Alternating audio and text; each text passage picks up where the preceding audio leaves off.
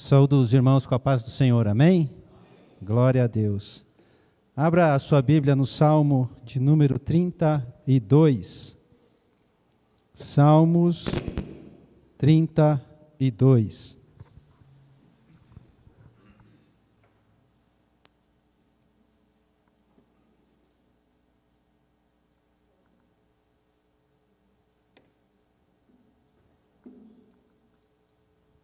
Salmos 32.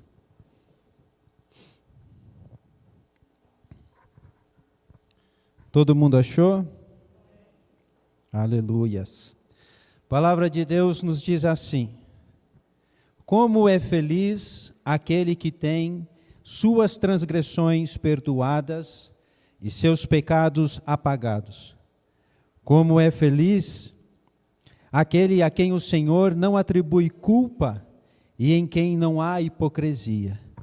Enquanto eu mantinha escondidos os meus pecados, o meu corpo definhava de tanto gemer, pois dia e noite a tua mão pesava sobre mim. Minhas forças foram se esgotando como em tempo de seca. Então reconheci diante de ti o meu pecado e não encobri minhas culpas. Eu disse: confessarei as minhas transgressões ao Senhor, e tu perdoaste a culpa do meu pecado. Portanto, que todos os que são fiéis orem a ti, enquanto podes ser encontrado. Quando as muitas águas se levantarem, elas não o atingirão. Tu és o meu abrigo, tu me preservarás das angústias e me cercarás de canções de livramento. Eu o instruirei e o ensinarei no caminho que você deve seguir. Eu o aconselharei e cuidarei de você. Não seja como o cavalo ou o burro, que não têm entendimento, mas precisam ser controlados com freios e rédeas. Caso contrário, não obedecem. Muitas são as dores dos ímpios, mas a bondade do Senhor protege quem nele confia. Alegrem-se no Senhor e exultem, vocês que são justos. Cantem de alegria, todos vocês que são retos de coração. Amém? A igreja pode se assentar?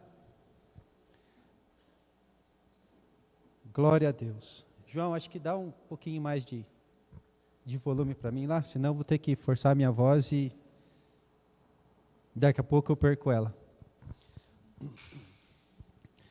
Salmos 32, salmos conhecido, salmos que a gente bastante vezes vê alguém ler. Este salmo mostra Davi, de alguma maneira, com medo de falar com Deus sobre os pecados dele. Em virtude disso, ele vê então a sua vida sofrer as consequências do afastamento de Deus, até que ele, não suportando mais aquela situação, resolve romper com o medo, enfrentar seus erros, e apresentá-los diante do Senhor. E o que nós vemos aqui Davi contando é que o medo que ele tinha de possivelmente ser reprovado pelo Senhor, é surpreendido, porque ao invés da rejeição, ele recebeu de Deus perdão. Ele recebeu de Deus restauração. Então Davi começa esse salmo que nós lemos, mais do que com palavras bonitas de uma poesia. Davi inicia esse salmo contando o seu testemunho, o milagre da transformação que acontece em sua vida e que também pode acontecer conosco quando nós nos reconciliamos com Deus. Esse salmo é muito importante para a nossa vida. E a questão que chamou a minha atenção quando eu li é como é que um homem, segundo o coração de Deus, um homem que conhecia a Deus, um homem que já havia provado das coisas de Deus, como que um homem desse ao se deparar com os seus pecados, com os seus erros, resolve se esconder do Senhor, ao invés de buscar transformação. E eu acredito que essa questão ela é importante para a nossa vida, porque talvez eu e você não sejamos tão segundo o coração de Deus como era Davi. Quem sabe a gente está começando nesse ramo de viver a nossa vida segundo o coração de Deus, mas o fato é que até mesmo Davi, que já era experimentado na vida com Deus, até ele teve medo de apresentar diante de Deus os seus erros. E a questão é, por que isso acontece conosco? Por que isso acontece com ele? E eu quero tratar com vocês nessa noite sobre, basicamente, 3 assuntos, que são, algumas circunstâncias nos levarão a sentir medo de Deus. Depois uma pergunta: faz sentido, amado, sentir medo de falar com Deus? E por fim, promessas de bem-aventurança e intimidade para aqueles que rompem o medo e se apresentam diante de Deus. Amém? Glória a Deus. Não tem como a gente começar falando sobre ter medo de Deus sem tratar de um assunto que volta e meia a gente precisa lembrar. Qual é a diferença entre medo e temor do Senhor? Todos nós sentimos medo, e alguns tipos de medo são importantes para a nossa vida. Alguns tipos de medo são essenciais para a nossa vida. São eles que nos mantêm vivos. Quem é que não sente medo de fechar o olho e atravessar a rua correndo? Quem é que não sente medo de pular de um prédio para ver o que acontece? Então o Senhor colocou dentro de nós algumas coisas que se manifestam de maneira semelhante ao medo, mas que são vitais para a nossa vida. É o medo que faz muitas vezes a gente evoluir, a gente aprender coisas novas. É o medo que muitas vezes nos tira da zona de conforto e nos faz criar coisas e dar um jeito de resolver as coisas. Por exemplo, o dia em que você é demitido da sua empresa, o medo de não ter o que comer, de não ter dinheiro, faz você dar um jeito. E quem sabe você passou anos tentando achar um jeito de trabalhar por conta própria, vamos assim dizer, é só um exemplo. E de repente, a circunstância da vida, o medo de passar fome, de não ter dinheiro, faz você pensar, faz você planejar, faz você projetar, faz você dar um jeito, Então há momentos em que o medo é algo bom e essencial para a nossa vida. Mas o medo, quando nós tratamos a nossa vida com Deus, o nosso relacionamento com Deus, muitas vezes, eu diria que quase todas, não faz sentido. E eu quero começar hoje falando então sobre medo e temor, porque eles são diferentes. É diferente você temer a Deus do que você ter medo de Deus. E eu quero começar lendo um texto que está em Êxodo capítulo 20, o verso 18 ao 20, que diz assim: Moisés está levando o povo para junto do Monte Horebe, aonde o Senhor vai dar os 10 mandamentos. E o Senhor havia combinado ou convidado o povo a subir o monte para estar na presença de Deus. E aí o Senhor começa a se manifestar no alto do monte. E o texto da Bíblia diz assim: vendo-se o povo diante dos trovões e dos relâmpagos, e do som da trombeta e do monte fumegando, todos tremeram assustados. Ficaram à distância e disseram a Moisés: fala tu mesmo conosco e ouviremos, mas que Deus não fale conosco, para que não morramos.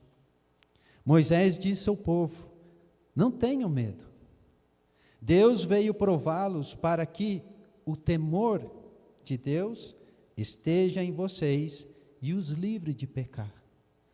Mas o povo permaneceu à distância, ao passo que Moisés se aproximou da nuvem escura em que Deus se encontrava. Consegue perceber nesse texto, irmãos, que há uma diferença entre o medo e o temor? Deus se manifestou de uma maneira extraordinária no cume do monte. Estava de dia, mas havia uma nuvem espessa, uma nuvem escura, relâmpagos, trovões, barulhos esquisitos, coisas que nós não estaríamos acostumados a ver. Deus fez assim não para que o povo tivesse medo dele, mas para que, olhando para ele, temendo, num sentido de respeito e de honra, não viesse a pecar. Muitas vezes nós podemos falar de Deus para alguém que nunca viu, não ouviu, nem sentiu a presença de Deus. E não é difícil encontrar pessoas que, mesmo você dizendo, olha, Deus não gosta disso, ela pouco se importa com aquilo, porque não conhece a Deus. Mas o que Deus fez naquele dia foi se manifestar de tal maneira, para que o seu povo entendesse a sua majestade, o seu poder, a sua grandeza, e diante desse testemunho, pudessem passar a viver uma vida de honra e obediência.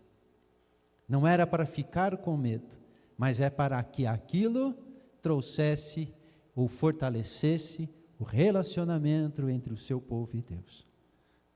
Não quero me alongar muito sobre isso, porque não é sobre isso que a gente vai falar hoje, mas quero encerrar esse tópico dizendo para você que o medo faz a gente evitar alguma coisa. O medo faz você evitar a Deus. Moisés, sobe um monte você. O temor nos faz ser atraídos a Deus. Quando você tem um encontro com Jesus, você entrega a sua vida a Ele, imaginar estar na presença de Deus, é um desejo do nosso coração. Eu vivo dizendo para o Senhor que o meu sonho, naquele dia, é entrar no céu correndo e dar um abraço em Jesus.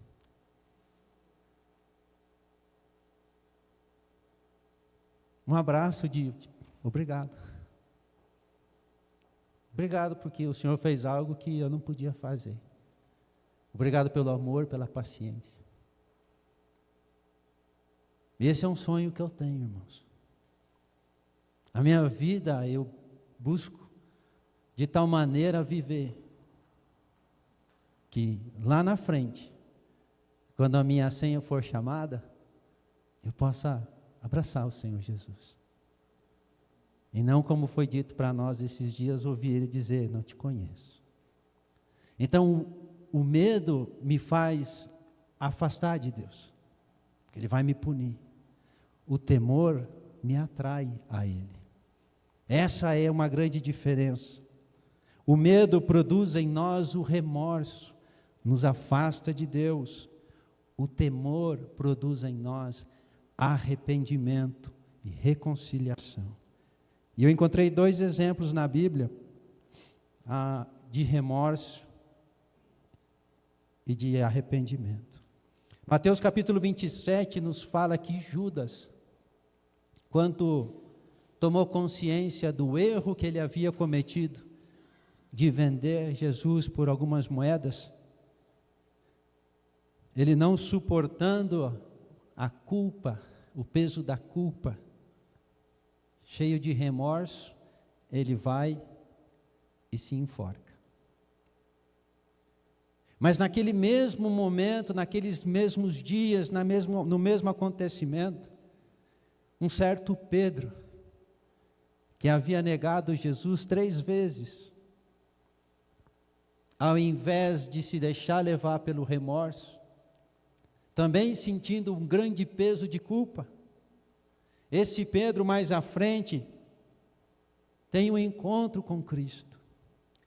E Jesus diz: Pedro, tu me ama? E ele diz: eu te amo. Pedro, você me ama? Eu te amo. Pedro, você me ama? Eu te amo. Então apacenta as minhas ovelhas. O temor nos atrai. O temor nos faz cair em arrependimento e nos leva a buscar a reconciliação. O temor nos leva a enfrentar os nossos erros.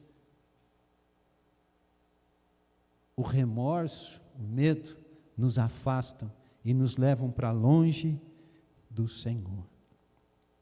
E por que eu comecei a falar sobre medo e temor? O salmo que nós lemos fala que Davi estava temeroso, que Davi estava escondendo o seu pecado de Deus. E a pergunta é: por quê? Por que as pessoas têm medo de apresentar diante de Deus o seu pecado? E eu listei aqui 3 situações ou 3 circunstâncias que geram medo das pessoas falar com Deus. A primeira delas é quando alguém faz algo de errado. João capítulo 3, verso 19 ou 20 diz: a condenação é esta: a luz veio ao mundo, mas os homens amaram mais as trevas do que a luz, porque as suas obras eram más. Pois todo aquele que pratica o mal detesta a luz e não se aproxima da luz, para que as suas obras não sejam reprovadas. Quando nós pecamos, quando nós temos algo de errado, a tendência é se esconder. Por quê? Medo de nós sermos reprovados. Gênesis capítulo 3, verso 10. Adão e Eva haviam acabado de cometer o pecado, ouviram Deus se aproximando, se esconderam. Deus chama Adão: Adão, o que você está fazendo aí? Adão responde: ouvi os teus passos e fiquei com medo, porque eu estava nu, por isso eu me escondi. Então, quando as pessoas cometem um pecado, a tendência é que elas se escondam. Quando eu e você cometemos pecados, eu tenho certeza que todos nós cometemos, às vezes nós queremos nos esconder. Às vezes nós queremos deixar lá quietinho, para ninguém perceber.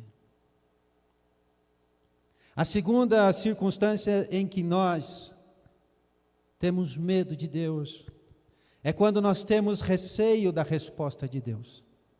É quando nós temos medo de saber o que Deus pensa a respeito de algo que nós pensamos. Vai que Deus não concorde comigo. E tem um texto aqui em 2 Crônicas, se eu conseguir, que conta a história do rei Acabe e do rei Josafá. Eles ficaram unidos por conta de algum laço de matrimônio entre eles. E um dia o rei Josafá foi visitar Acabe, o rei do reino do norte, o reino que havia se desviado de Deus e que nunca mais voltou a ser fiel a Deus. E o Acabe, vendo Josafá lá com ele, certa vez perguntou ao rei de Josafá, dizendo o seguinte: você irá comigo lutar contra Ramote de Gileade? Josafá respondeu: sou como tu, e o meu povo é como o teu povo. Estaremos contigo na guerra.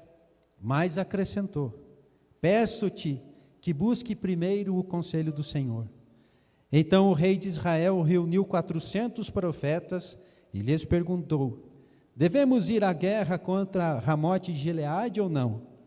E eles responderam: sim, pois Deus a entregará nas suas mãos. Josafá, porém, perguntou: não existe aqui mais nenhum profeta do Senhor a quem possamos consultar?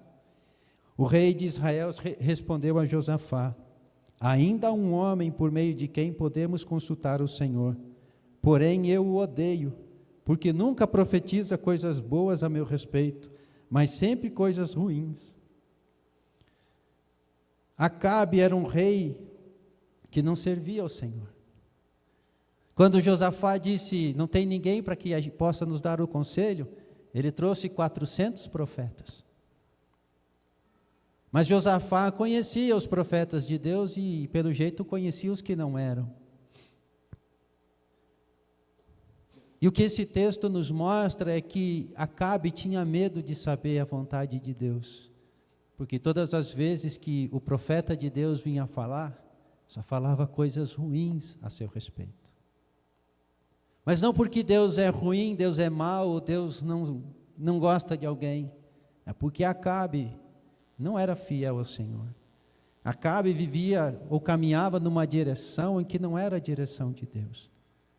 Mas Acabe, ao invés de buscar então um conserto com Deus, uma reconciliação com Deus, ao invés de buscar ter uma vida, restituída com Deus, Acabe fabricou para si profetas que falavam a ele aquilo que ele gostaria de ouvir. Na nossa vida, irmãos, muitas vezes nós acabamos seguindo pelo mesmo caminho. Às vezes desejamos tanto algo que não queremos correr o risco de imaginar que Deus pensa diferente de nós. Um outro exemplo que nós podemos citar está no livro de Jonas, capítulo 4. Quando Jonas percebe que o povo que ele foi pregar se arrependeu e que Deus nos destruiu a cidade de Nínive. A Bíblia nos diz aqui no capítulo 4 que Jonas ficou profundamente descontente e com isso enfureceu-se. E ele orou ao Senhor e disse: Senhor, não foi isso que eu disse quando ainda estava em casa? Foi por isso que eu me apressei em fugir para Tarsis. Eu sabia que tu és um Deus misericordioso e compassivo, muito paciente, cheio de amor, e que prometes castigar, mas depois te arrependes. Agora, Senhor, tira a minha vida, eu imploro, porque para mim é melhor morrer do que viver. O Jonas recebeu uma ordem de Deus de ir até Nínive e pregar, você conhece a história. Mas sem saber, sem ter interesse na vontade de Deus, Jonas pega um barco para um outro lugar. Por que ele fez isso? Porque ele não concordava com Deus. E ele não queria fazer algo segundo a vontade de Deus. E ele preferiu agir por conta, ao invés de perguntar para Deus o que ele deveria fazer. E nós, muitas vezes, irmãos, agimos dessa mesma maneira. Insistimos tanto em alguma coisa, aonde talvez a mão do Senhor não está ali para abençoar.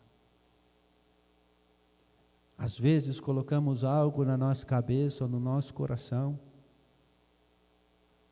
e nos apegamos com unhas e dentes àquilo como se só pode ser isso, e nós ficamos com medo de saber a vontade de Deus, para não correr o risco dele falar que nós estamos errados.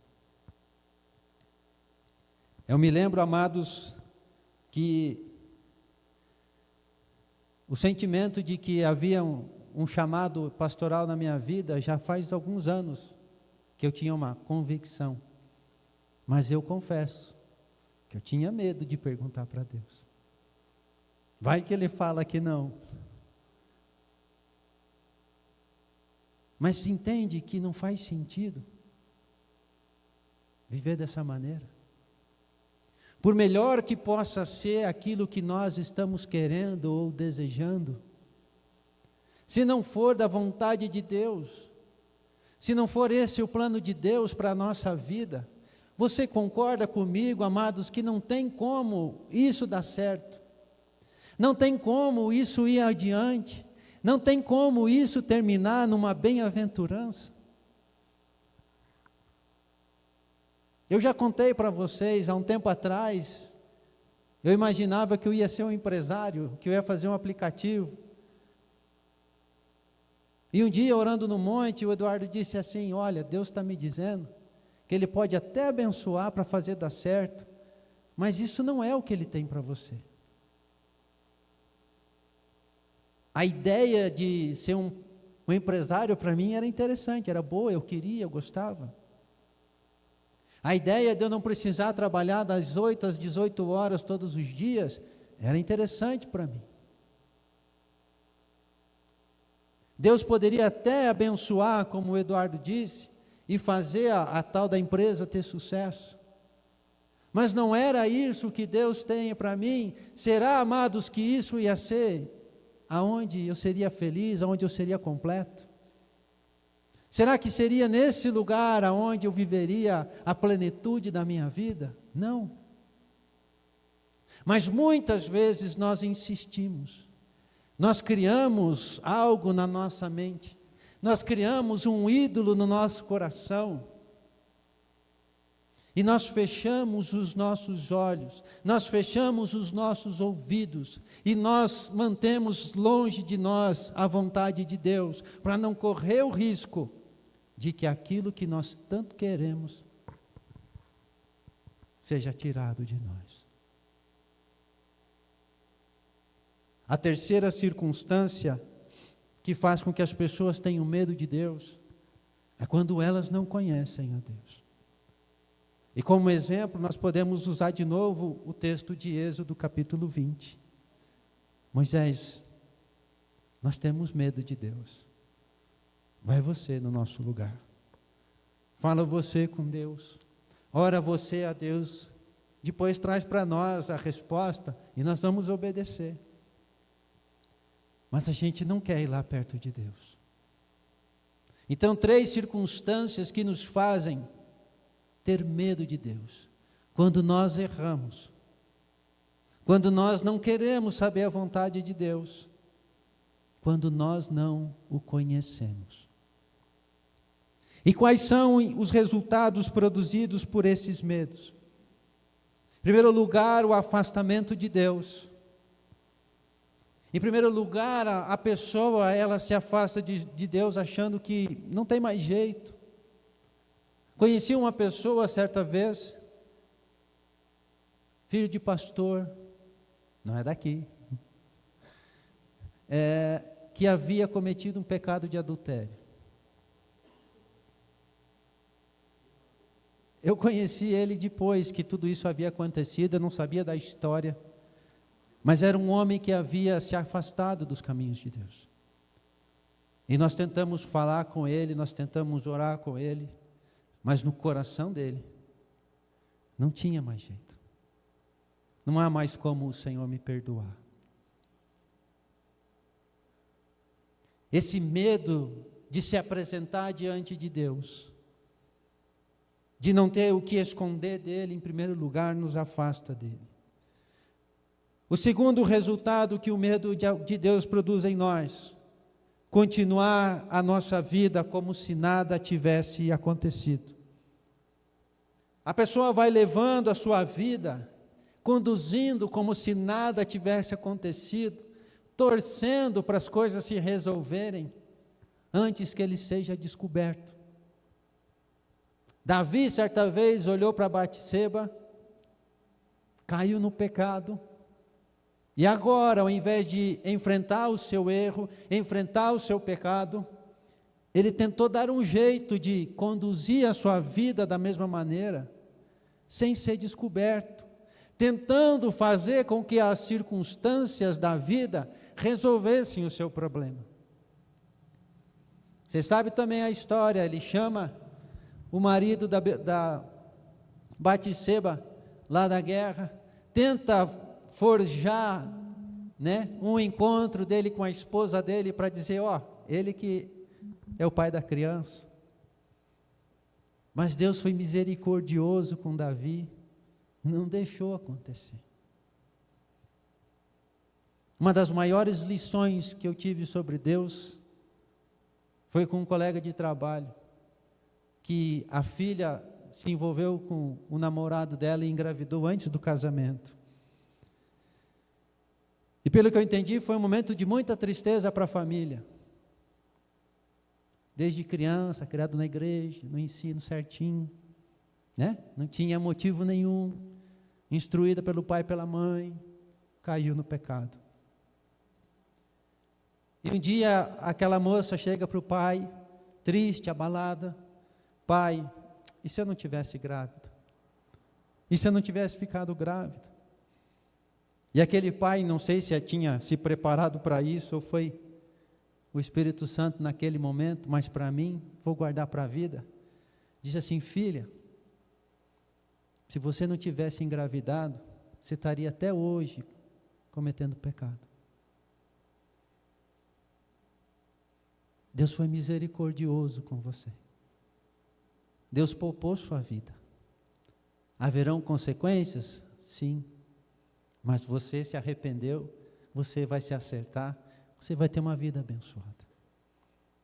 Às vezes nós não entendemos porque o mal acontece conosco, porque o nosso pecado é descoberto.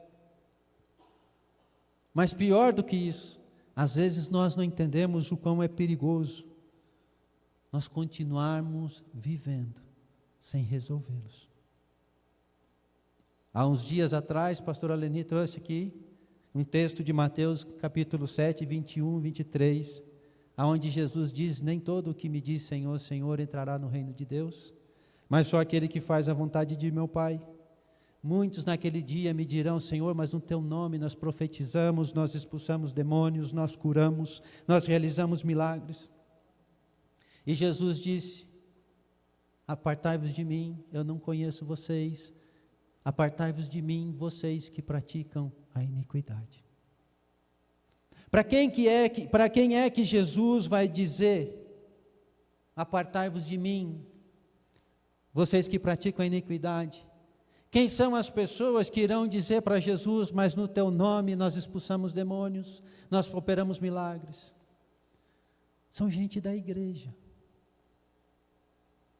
São gente que conhece a Jesus. São pessoas que entenderam que no nome de Jesus há poder para expulsar demônios, para operar milagres. São pessoas que tiveram fé suficiente para ser um instrumento de Deus para abençoar outros.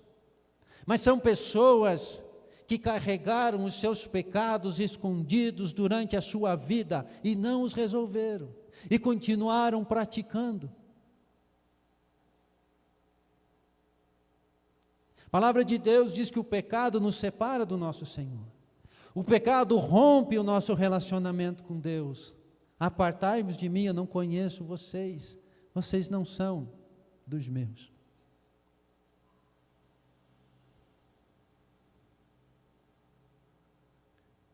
Outra consequência de uma vida que não resolve os seus problemas, de alguém que carrega o medo de falar com Deus, é de continuar insistindo em determinada situação, sem coragem de saber o que o Senhor pensa a respeito.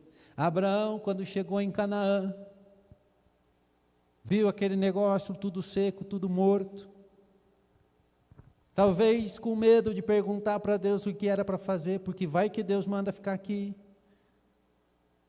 Vai para o Egito. E aí quando chegou no Egito, teve problema, mentiu. E aí quando chegou no Egito, o faraó pegou a esposa dele para ser a esposa do faraó. Entende? Um problema atrás de outro problema. E muitas vezes nós nos enfiamos numa série de problemas, porque nós ficamos insistindo em seguir adiante na direção errada, em seguir adiante num projeto errado, num projeto que não é de Deus.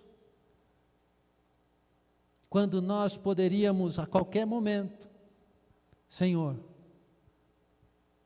eu já comecei esse troço aqui, já comecei errado, porque comecei sem perguntar para o Senhor. Senhor, eu quero saber qual é a sua vontade em relação a esse determinado assunto, em relação a esse sonho que eu tenho no meu coração.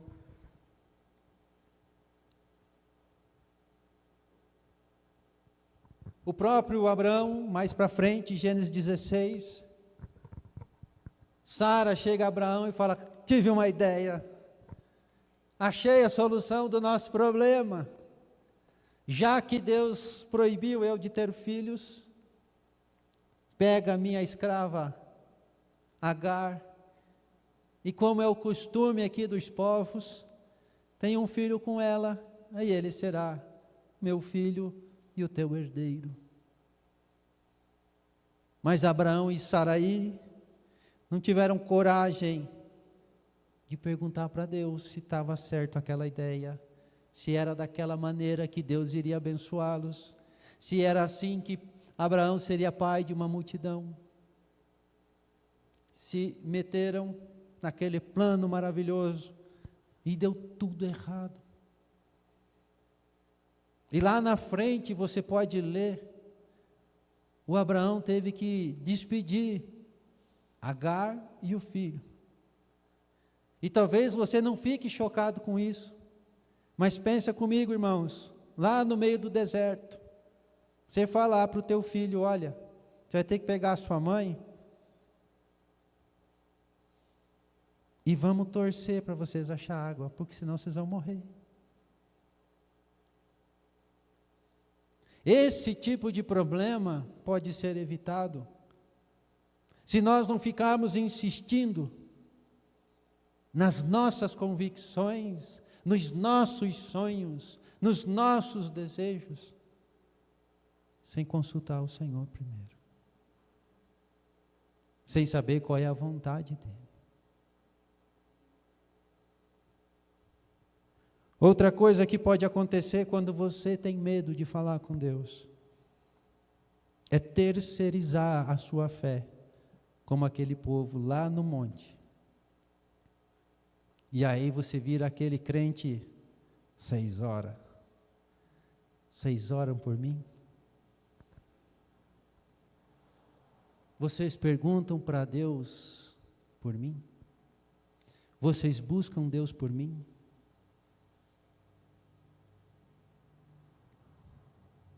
Há problema de você juntar-se com outro irmão ou com um grupo de irmãos para orar por um determinado assunto? Nenhum. Isso é maravilhoso. Acredito que isso alegra o coração de Deus. Mas alguém se abster de se relacionar com Deus porque tem medo e pedir para outro orar para ele no lugar dele, eu acho que desagrada a Deus. Esse era o modelo da antiga aliança. O sacerdote, o Senhor consulta a Deus por mim, e ele consultava, ó, Deus mandou você ir ou você ficar.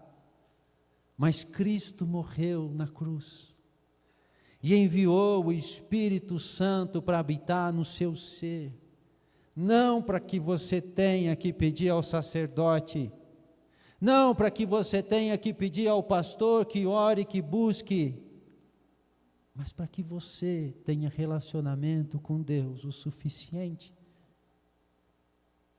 para Ele te instruir. O preço que foi pago por esse relacionamento é muito alto, para que a gente continue vivendo com medo de Deus, com medo de o que eu vou encontrar se eu me arriscar a achar que Deus me falou alguma coisa. Vou te dar uma dica. O dia que você tiver algo para pedir para Deus, ore e peça uma orientação. Se você não tem experiência com isso, quando você entender algo que pode ser que foi Deus que falou, busque um irmão mais experiente na fé. Conte a ele, irmão, tem tal situação, eu orei desta maneira, e imagino que esta seja a resposta de Deus. Você pode me ajudar? E aí é diferente esse outro irmão orar com você e buscar uma orientação do Espírito Santo para que você seja desenvolvido no relacionamento com o Senhor. Eu acredito, irmãos, que Deus se agrada de um filho que busca crescer no relacionamento, na intimidade, ao ponto de ser instruído pelo próprio Espírito Santo. Hebreus capítulo 6, verso 1 e 2 diz assim: portanto, deixemos os ensinos elementares a respeito de Cristo e avancemos para a maturidade, sem lançar novamente o fundamento do arrependimento de atos que conduzem à morte, da fé em Deus, da instrução a respeito dos batismos, da imposição de mãos, da ressurreição dos mortos e do juízo eterno. Deixemos de lado essas coisas básicas e avancemos para a maturidade. Deus quer, amado, você com uma fé madura. Pois quando você atingir uma fé madura, você será um instrumento de Deus para testemunhar o mundo. Você será um instrumento de Deus para ser a boca de Deus para o incrédulo. Você será um instrumento de Deus para curar, para abençoar. Mas enquanto nós não somos maduros, o Senhor não pode entregar estas coisas nas nossas mãos, porque nós não podemos suportar. Porque qualquer milagre, porque qualquer cura já nos derruba no orgulho, porque qualquer coisa já nos assusta. Nós precisamos buscar esse lugar de maturidade para que a nossa vida sirva ao Senhor. O mesmo livro de Hebreus, um capítulo antes, verso 12, diz: embora a esta altura já devessem ser mestres, vocês precisam de alguém que lhes ensine novamente os princípios elementares da palavra de Deus. Estão precisando de leite e não de alimento sólido. O remédio que cura o adulto mata a criança. Deus não pode dar a você uma dose maior do que você pode suportar.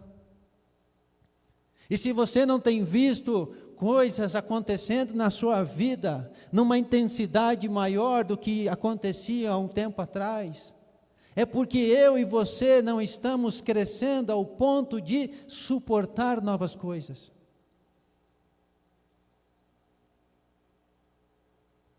Se nós nos mantermos com medo de Deus,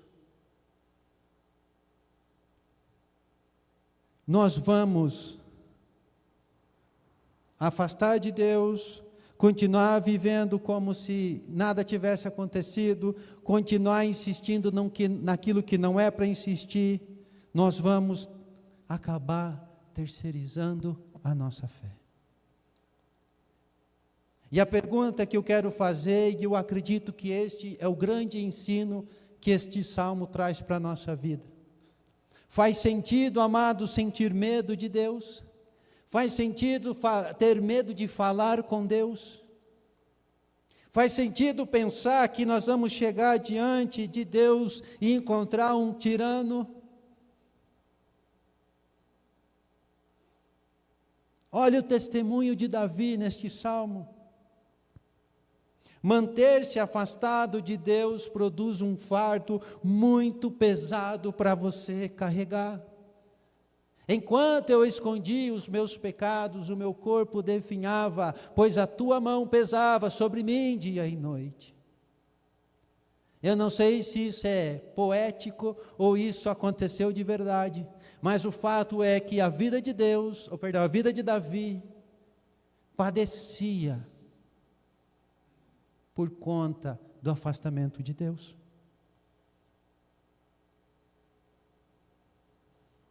Olha o testemunho desse homem. Um dia eu não aguentei mais, eu fui lá e falei com Deus. Eu não escondi mais o meu pecado, eu não escondi mais as minhas culpas. Deus me perdoou. E como é que ele começa este salmo? Bem-aventurado é o homem cujo pecado é perdoado. A reconciliação com o Senhor produz verdadeira alegria, intimidade e proteção da parte de Deus. Este é o verdadeiro ensino deste salmo. Manter-se afastado do Senhor produz sobre nós um fardo pesado demais para carregarmos, ao passo que a reconciliação com o Senhor produz sobre nós verdadeira alegria, intimidade e proteção da parte de Deus para nós. É sobre isso que eu quero falar com você, é isso que eu desejo que você aprenda e creia nessa noite. Não faz sentido ter medo de resolver as coisas com Deus. Olha o que diz aqui em Hebreus capítulo 4, verso 14 ao 16. Portanto, visto que temos um grande sumo sacerdote, que adentrou os céus, Jesus, o Filho de Deus, apeguemo-nos com toda a firmeza à fé que professamos, pois não temos um sumo sacerdote que não possa se compadecer das nossas fraquezas, mas sim alguém que, como nós, passou por todo tipo de tentação, porém sem pecado. Assim, aproximemo-nos do trono da graça, com toda a confiança, a fim de recebermos misericórdia e encontrarmos graça que nos ajude no momento da necessidade. Nós não temos um sumo sacerdote que não possa se compadecer das nossas fraquezas. Faz sentido imaginar chegar diante de Deus e encontrar um tirano? Não.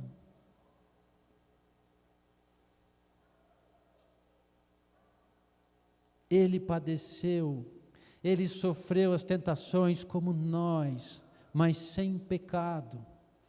E agora ele pode nos ajudar nas nossas fraquezas. Então, se aproximem do trono da graça com toda a confiança. O que significa isso? Sem medo.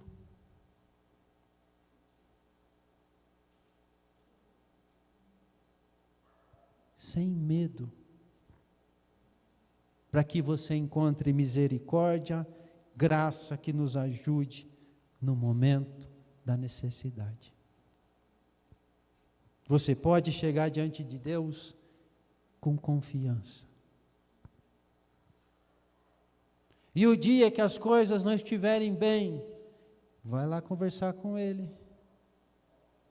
Senhor, minha situação é essa. E eu não estou feliz com essa situação. Senhor, a situação é essa e parece que o Senhor não está me ajudando. Deus é maduro para ouvir esse tipo de conversa, eu te garanto. Senhor, eu quero um direcionamento. Senhor, eu quero uma orientação. Eu quero uma ajuda. Não faz sentido algum você ter medo de falar com Deus. A Jane já mencionou isso antes. E a gente não tinha combinado. A obra do inimigo é fazer você ficar com medo de Deus, para você se afastar de Deus. E quando você está lá afastado de Deus, Ele vem novamente, e aí te joga contra Deus, dizendo, Ele não se importa com você. Amados, esse é o trabalho do inimigo. Ele conduz você ao pecado. Ele coloca o medo de fazer você acertar as contas com Deus. E quando você está lá afastadinho de Deus, Ele vem novamente e diz, viu? Ele não se importa com você. E Ele te joga contra Deus. E se nós ficarmos alimentando o medo de falar com Deus, é isso o que vai acontecer conosco. Mais cedo ou mais tarde. Obrigado. Mais cedo ou mais tarde. Outra coisa, não faz sentido você acreditar que é possível continuar vivendo como se nada tivesse acontecendo. Muitas vezes nós pecamos e deixamos o nosso pecadinho lá escondidinho. E ficamos quietinhos, esperando as coisas se resolverem. O Davi, depois que o marido da Batseba morreu, ficou quietinho. Ninguém sabia de nada. Ninguém pode descobrir nada. Ele morreu na batalha. Salmo 90, verso 8 diz que o Senhor conhece as nossas iniquidades. Não escapam os nossos pecados secretos à luz da tua presença. Nada pode ficar oculto aos olhos de Deus.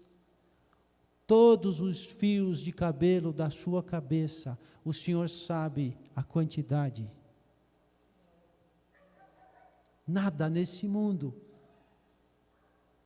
E a pergunta é: o que faz você pensar que você pode continuar carregando, ou melhor, escondendo o seu pecado de Deus?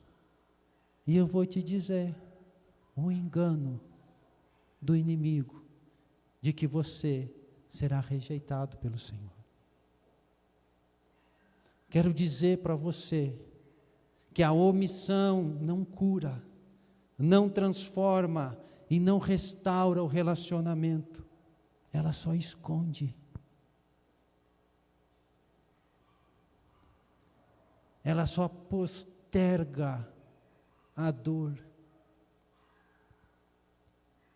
A omissão não cura, não transforma e não produz relacionamento. Ela só esconde. Ela só tarda o sofrimento. Eu sempre falei para o João e para a Sara, quando eles faziam coisas erradas, eu dizia: eu quero que você conte para o pai as coisas erradas que vocês fazem, porque é melhor o pai brigar com você e pôr você de castigo, do que você passar a sua vida toda e chegar lá diante de Deus e Ele brigar com você. A omissão dos nossos pecados não transforma a nossa vida, não nos cura e não produz relacionamento com Deus. Ela só posterga o nosso sofrimento, porque se hoje eu tenho que receber a rejeição dos irmãos, se eu esconder para que isso não aconteça, lá na eternidade eu vou receber a rejeição de Deus. Afastai-vos de mim, vós que praticais a iniquidade. Por favor, irmãos, não caiam nesse erro. A omissão dos nossos pecados, como disse Davi aqui para nós hoje, só faz a nossa vida definhar. Só produz um fardo pesado demais para ser carregado. E eu quero dizer para você, que se você tem medo de falar com Deus em relação aos seus pecados, é porque você não conhece a Jesus Cristo. Quem é Jesus para você?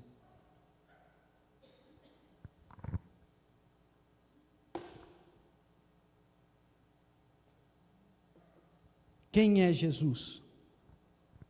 Pedro disse: o Cristo, o Filho do Deus vivo. João Batista disse: o Cordeiro de Deus que tira o pecado do mundo. Apóstolo João disse, ou melhor, o próprio Jesus disse: aquele que não veio para condenar, mas para salvar o mundo. O apóstolo João disse: aquele que se manifestou para desfazer as obras do diabo. O apóstolo João também disse: aquele que é fiel e justo, não só para perdoar os nossos pecados, mas também para nos purificar de toda a iniquidade. Quem é Jesus para você, irmãos? O Salvador? O Salvador de quê? Dos nossos pecados. Jesus morreu para perdoar os nossos pecados. Jesus morreu para nos salvar dos nossos pecados. E não é só no dia da conversão, irmãos. É por toda a vida. Jesus morreu pelos pecados que você nem cometeu ainda. Quer dizer que você pode ficar pecando, que não tem problema? Não. Mas que há graça suficiente para restaurar de você, de todos os pecados que você porventura vier a cometer ainda. Então não tenha medo de chegar diante de Jesus, o teu advogado. Quem é Jesus para você? Quem é Jesus para você, irmãos? Davi teve uma atitude. Davi disse: eu não aguentei mais. Então eu confessei o meu pecado, eu não encobri mais a minha culpa. E tu perdoaste os meus pecados, tu perdoaste a minha culpa. Davi está nos apontando um caminho aqui. Você quer ser bem-aventurado, você quer ser feliz, você quer ser instruído pelo Senhor, apresenta a Ele os seus pecados. Apresenta a Ele as más intenções do seu coração e deixa o Senhor restaurar a sua vida. Porque há promessa de bem-aventurança e intimidade na reconciliação com o Senhor. O verso 8, se eu conseguir apertar aqui. O verso 8 nos diz assim, é a resposta de Deus a Davi: eu o instruirei depois da reconciliação. Eu o ensinarei no caminho que você deve seguir. Eu o aconselharei e cuidarei de você. Não é o máximo ter isso na nossa vida? Verso 10: muitas são as dores do ímpio, mas a bondade do Senhor protege quem nele confia. Jesus é o bom amigo que pode sim ouvir, amado, sobre os nossos pecados. Jesus é o homem a quem nós podemos confiar a nossa vida. É alguém que, ao invés de retribuir com castigo e punição, retribui com ensino, com direcionamento, com cuidado, com proteção, aqueles a que neles se refugiam. Olha o alerta que Deus faz: não sejam como o cavalo ou o burro, que não têm entendimento, mas precisam ser controlados com freios e rédeas, caso contrário, não obedecem. Às vezes, irmãos, Deus tem de pôr freio na nossa vida.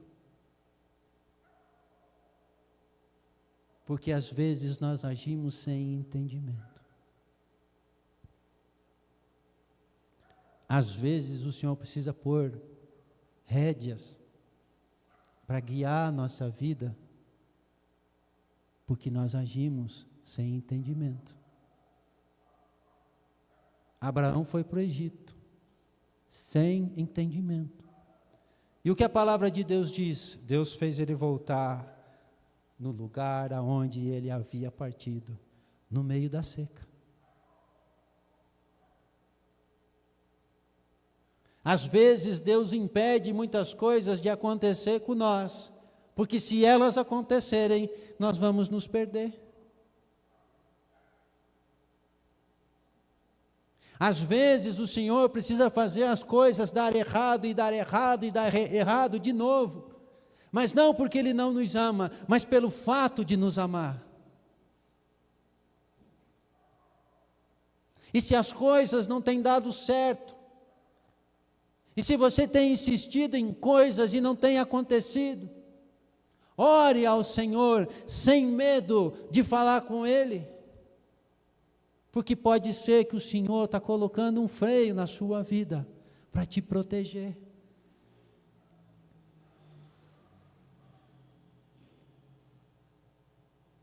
Eu quero hoje pedir que você entenda o valor do relacionamento com Deus.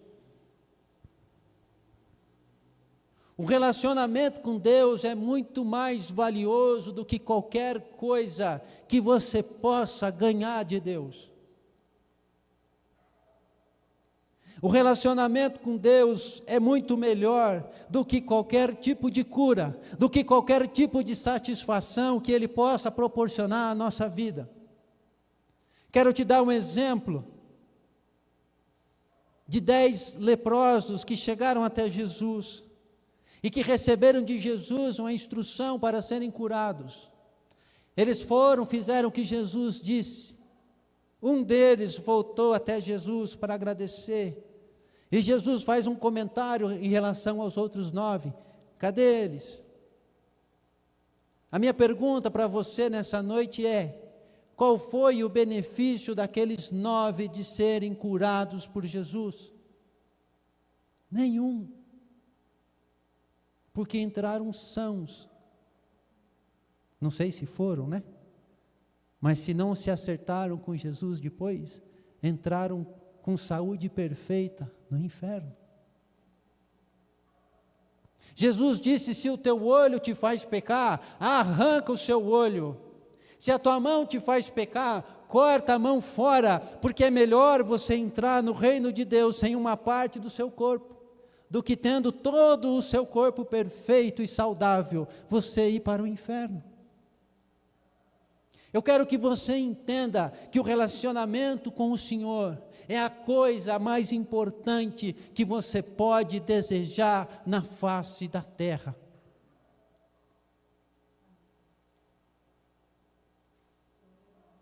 E quando você deixa de ter medo do Senhor e apresenta diante dele as suas falhas, os seus erros, os seus pecados, a maldade do teu coração, o que você recebe de volta do Senhor é relacionamento. Eu te ensinarei, eu te guiarei, eu te cuidarei. Estas são as coisas que nós precisamos. A nossa mentalidade precisa ser diferente da mentalidade do mundo. Qual é a mentalidade do mundo? A satisfação. Então eu vou abrir mão da família para trabalhar mais e ganhar dinheiro. Por quê? Para ter satisfação. Então eu vou fazer as coisas de maneira desonesta para quê? Para ter mais dinheiro e ter mais satisfação. Então eu vou passar por cima dos meus amigos para que eu possa crescer na vida e ter satisfação. E ter uma história bonita para contar, um currículo bonito para apresentar. A mentalidade do mundo gira em torno de satisfazer a própria vida. E qual é a mentalidade do crente, irmão? A transformação. Nós precisamos ser transformados. É em função disso que nós devemos viver. E o que a palavra de Deus nos diz, Romanos capítulo 12?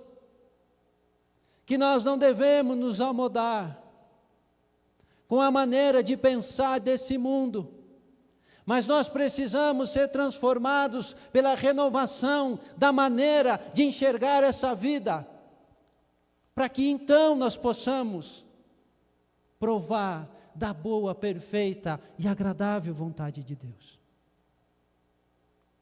A minha mentalidade, a sua mentalidade tem de ser diferente da mentalidade do mundo.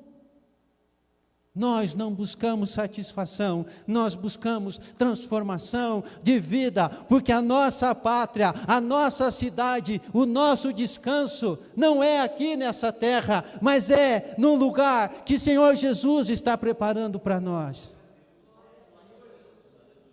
É para lá que nós estamos lutando para fazer parte. Davi confessou as suas culpas. Esse é o caminho, amado, da bem-aventurança. Esse é o caminho que nós devemos imitar. E Davi diz lá no verso 6 para nós: portanto, os que são fiéis a ti, outra tradução vai dizer os que são piedosos. Piedosos significa aqueles que buscam viver de uma maneira agradável a Deus. Então, aqueles que são fiéis ou piedosos, dependendo da sua tradução, diz assim: orem a ti enquanto podes ser encontrado.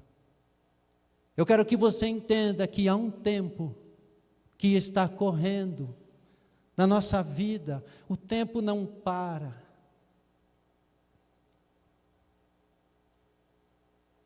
E cada dia que passa é um dia mais perto do nosso encontro, da nossa prestação de contas. Cada dia que passa sem a gente resolver alguma coisa na nossa vida, é um dia a mais que nós estamos postergando o sofrimento. E você sofre hoje carregando a culpa, e você vai sofrer depois, quando as coisas vierem à tona. Os que são fiéis, orem a ti, no tempo que você pode ser encontrado. Tiago capítulo 5 e 16, eu vou encerrar aqui. Portanto, confessem os seus pecados uns aos outros e orem uns pelos outros para serem curados. A oração de um justo é poderosa e eficaz. Se algum dia você fez um seminário de veredas antigas, você vai se lembrar que a dinâmica toda do seminário é você pedir perdão a Deus pelo seu pecado, você confessar a sua culpa para alguém, para que você possa ser perdoado e curado. Pecado escondido é sentença de morte, irmão. Pecado escondido é condenação para a nossa vida. E eu tenho um monte de exemplo de gente que foi diante de Deus e disse: Senhor, eu vou confessar o meu pecado e quero a tua ajuda para consertar todo o mal que eu provoquei. Conheço um homem, traiu a esposa, e depois de muitos anos foi confrontado pelo Senhor, porque ele estava lá carregando escondidinho. E ele disse assim para nós: eu fui diante de Deus, eu falei: Senhor, eu vou ser homem para enfrentar a minha esposa, para contar para ela do meu erro, mas eu quero que o Senhor seja meu amigo e me ajude a corrigir as coisas para não perder a minha família. E é um casal que é uma bênção. Amados, o Senhor é poderoso para reescrever histórias, para recomeçar de novo, para transformar situações. O Senhor é misericordioso para abençoar a sua vida, para transformar seu coração, para te livrar de todo o mal e de todo o fardo que você tem carregado nos seus ombros muitas vezes. Vinde a mim, vós que estáis cansados e oprimidos, e eu darei descanso para as vossas almas. Isso é maravilhoso, irmãos. O Senhor está te chamando para que você entregue o seu fardo pesado a Ele, garantindo a você que não haverá rejeição, mas você encontrará descanso. Eu quero terminar dizendo, amados, não deixe o inimigo te enganar. Não deixe o inimigo continuar te afastando de Deus, porque depois ele vai te jogar contra Deus. Ore ao Senhor enquanto ele pode ser achado e confesse as suas culpas ao Senhor. E você será bem-aventurado e restaurado pelo Senhor. Amém? Vamos orar?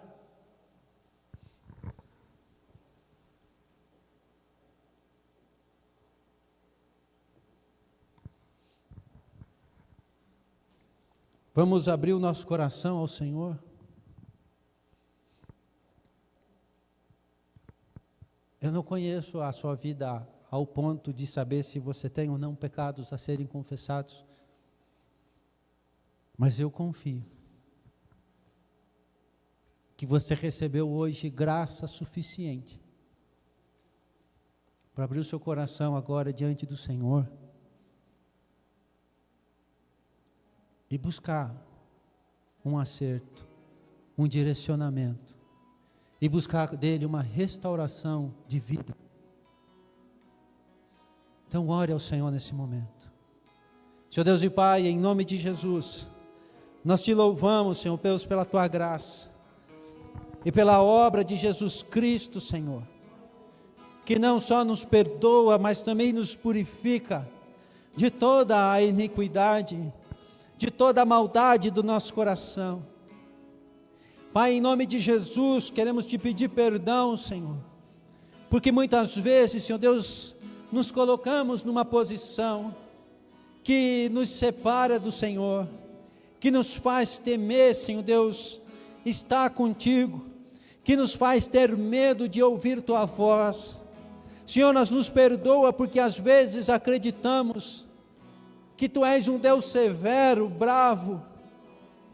Pai, nos perdoa por não entendermos a graça, nos perdoa por não entendermos a obra de Jesus Cristo nas nossas vidas, e nos ajuda, Pai, hoje, a termos graça, poder e ousadia, de entrar diante do trono da graça com ousadia, Senhor, e confessar diante de Ti o nosso pecado.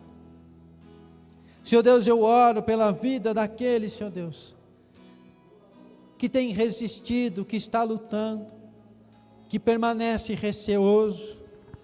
Eu oro intercedendo e pedindo a tua bênção nesse momento. Oro por aquele, Pai Santo, que está abrindo o coração dele a ti, Senhor, e que haja cura nesse momento, para a glória do teu santo nome, Senhor. Pai, em nome de Jesus, que vidas sejam restauradas nessa noite, para que o teu nome seja exaltado em toda a terra. Senhor Deus, estende as tuas mãos sobre o seu povo e nos mostra que é um caminho de bem-aventurança e que o Senhor tem esperado, Pai, pela nossa atitude em seguir na direção do Senhor. Obrigado, Pai, por essa noite. Obrigado pela tua presença nesse lugar e pela vida de cada um, Senhor. Nós oramos e te agradecemos, em nome de Jesus. Amém. Amém, meus irmãos. Deus abençoe a sua vida.